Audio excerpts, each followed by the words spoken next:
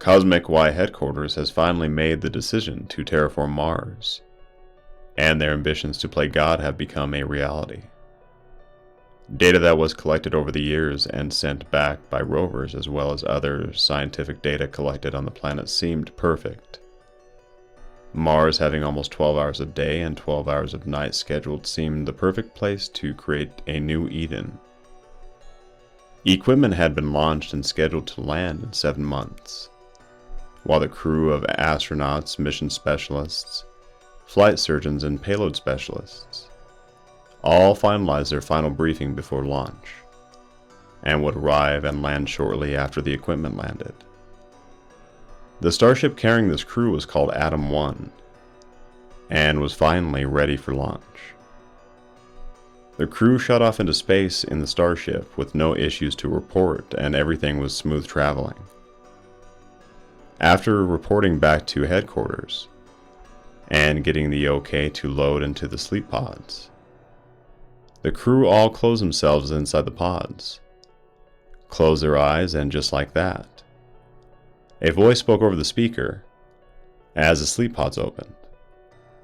"Welcome to the new Eden.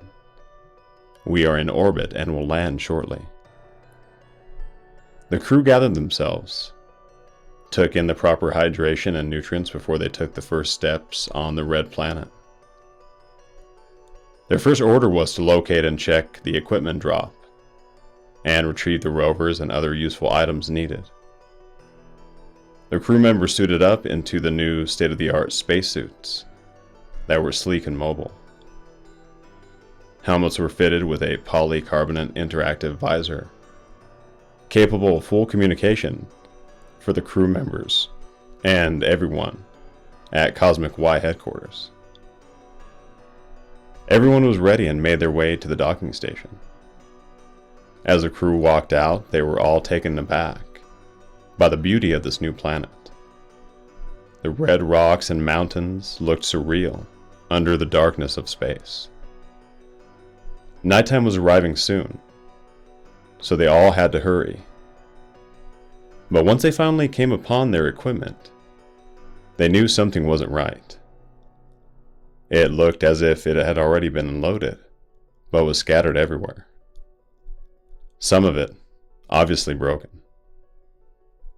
The equipment landed below a large mountain cliff, so it was very dark and shadows covered most of it. The crew used the lights they had and made their way closer to the equipment, reporting back to headquarters that something was wrong, and if headquarters received any report of a hard landing or failed landing of the equipment.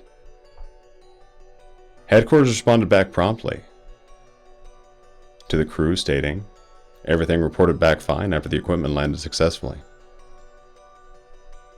As the crew walked up to see if they could retrieve any equipment they could use, a shadowy figure emerged from the darkness of the shadows. Night was falling quickly, so it was hard to tell if it was just shadows or if they just found life on Mars. But this thought quickly turned into something more sinister, because what the crew found wasn't life at all, but death. The figure made its presence known when it latched onto one of the astronauts within a millisecond, and violently forced its hand right through the visor and out of the back of the skull. The figure looked up at the Atom 1 crew, showing its eyes that radiated a fluorescent glow, with large front fangs, pale skin, and an aura that radiated evil. It was a vampire. It let out a screeching hiss, unearthing an evil that has laid dormant on this planet for years. A cosmic evil that was born from dead stars that go supernova. Supernova vampires hiding in the cosmos, waiting for a moment like the landing of Atom 1. Vampires began crawling and emerging out of the darkness, hissing, howling, and thrashing in this bloody, macabre cosmic scene. Everyone on the Atom 1 Mars mission were slaughtered in a beastly primal manner, all live streamed straight back to Cosmic Y headquarters. The next day, the company came out with a statement saying they still wanted to expand to Mars, but their ambitions were cut short due to unforeseen circumstances.